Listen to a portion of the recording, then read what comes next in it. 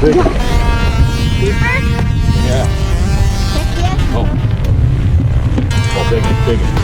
Big. Mama. Mama.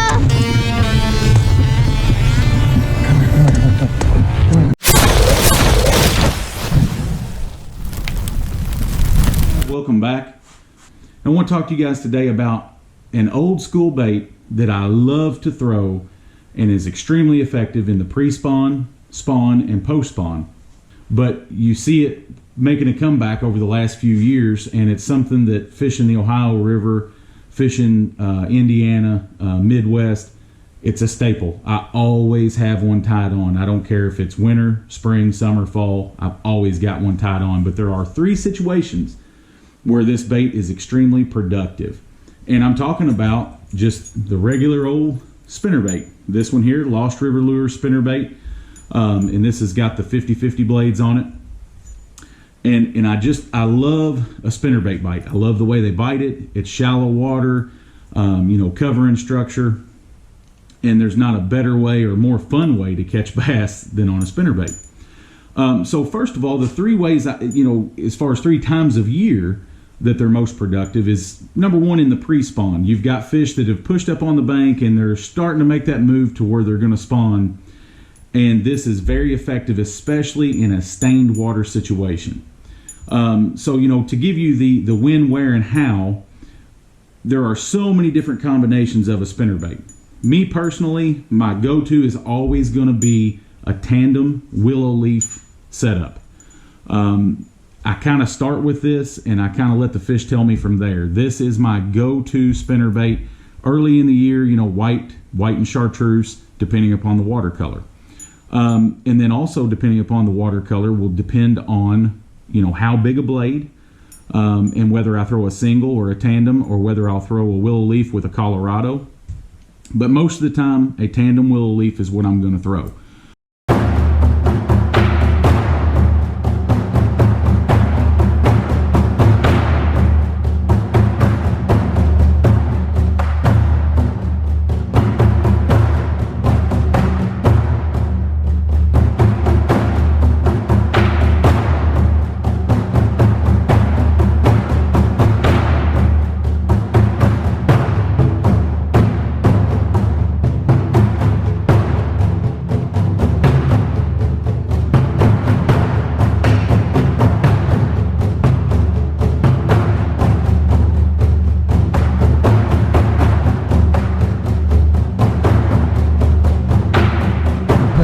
Oh God, hang on. Oh God.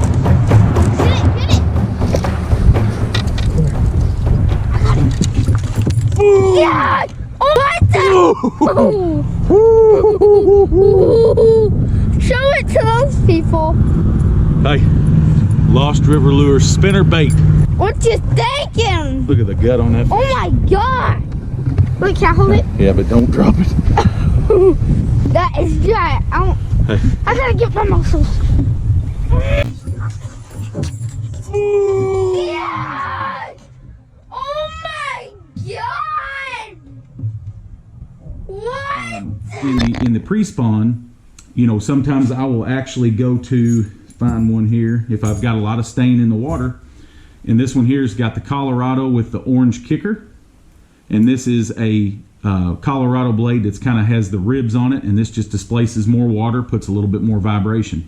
So if I have really stained water and I'm fishing tight to cover, a lot of times I will go to this spinnerbait, got a little bit of color in that blade that gets those fish to react. So the second thing would be during the spawn. During the spawn, a lot of times you'll see me go to a spinnerbait with a single willow leaf blade. And the reason for that is this bait just comes through the water pretty slow, and I will actually, a little trick here, to speed or slow your spinnerbait up or down is actually, you don't want to do it hard because you don't want to put any stress on this main wire. But if you flare this spinnerbait out just a little bit, now this spinnerbait will come through the water much slower. If you want to speed it up, you would then pinch it down and make it more streamlined. And now this spinnerbait will come through the water a little faster. But in the spawn, I want something that has that lazy, slow look to it. So whenever it comes over a bed, and a lot of times it's fish that you can't see on the beds, but it just has that slow, lazy look to it. It's just cruising along over the bed, and it's just slow and cumbersome looking, and it makes those fish react. The shad spawn. Shad spawn, there again, I'm going to go with probably a tandem type spinnerbait, whether it be around docks or seawalls or riprap. When those shad are spawning, a spinnerbait is probably the most effective bait that you can actually throw. What I'll actually do is then try to match the blades to the hatch.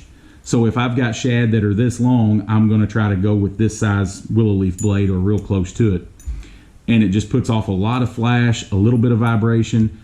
And in the clear water, you know, especially during the shad spawn, the willow leaf blade is going to be your most productive. You don't want to displace too much water, and obviously the water's warmer, you can fish it a little faster.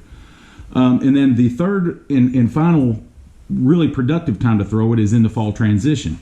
Now the fall transition is kind of funny. You can fish it multiple ways as far as blade size, blade combination, but I still like to fish it pretty quick. So I'm probably going to fish a tandem willow leaf, something that looks a little different to get those fish to react. When they're surrounded by bait, they need something that looks a little different. So one of the keys to it, and you're going to see in the clip I'm getting ready to show here, one of the keys to it is you want to flare those blades, especially in the early season, trying to get that fish to react. So as you watch the video, you'll see me twitch that rod as I'm reeling it in, and that's just to get those blades to flare as it's coming over cover. So I can bring this bait in along a laydown, let it kind of fall over the laydown, and then flare those blades, and that bait takes off, and that gets that reaction strike. So in the video...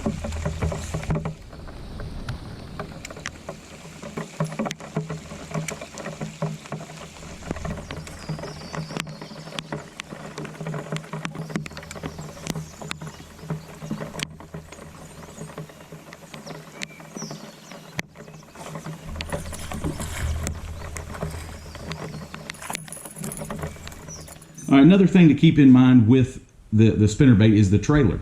A lot of times I like to take a swim bait trailer. If I'm trying to keep the bait higher in the water column, I'll use a bigger piece of plastic, which makes that bait more buoyant. It's going to keep it higher in the water, especially if I'm fishing shallow water, 2-3 foot. You know, I want to keep that bait higher. If I want to get that bait lower, then I will put on a more streamlined plastic, like a split tail trailer or a little ribbon tail worm or something on the back of it, much like what I have on the back of this one here. And this is another spinnerbait that I love to throw in dirtier water. This has got the chartreuse and white tandem willow leaf. Excellent in dirty water, and I tell you the key for me with this white blade, I have so much more success with it on cloudy days. Rule of thumb for me is dirty water, I'll throw gold. Clear water, I'll throw silver. Cloudy days, I'll go to a painted blade, whether that's white, chartreuse, orange, red, whatever it might be. But on a cloudy day, I can get away with that painted blade. I just feel like they key in on it a little bit better.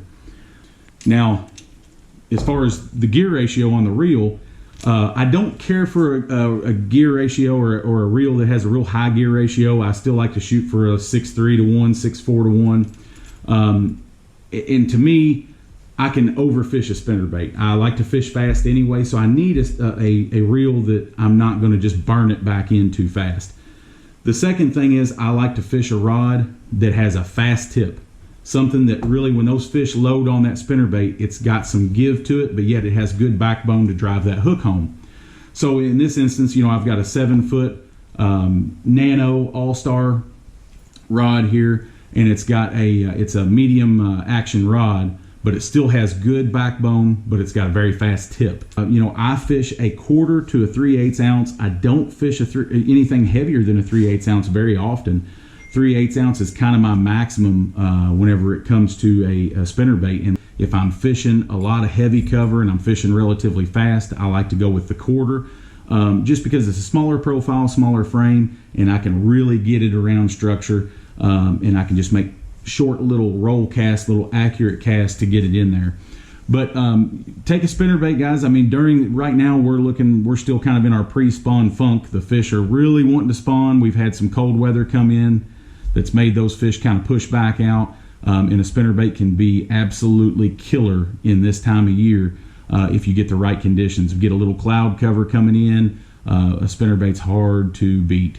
Any old spinnerbait, you know, can catch them, but it's the little fine things that you can do to really increase, you know, your bites, and you know, whether it be skirt color or blade combination. I don't get super caught up into all the different blades. I kind of stick to willow leaf blades for the most part.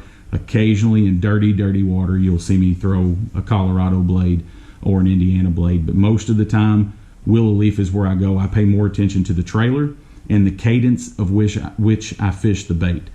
So give it a try, guys. Go catch a big one for us. We'll catch you on the next video. Thanks.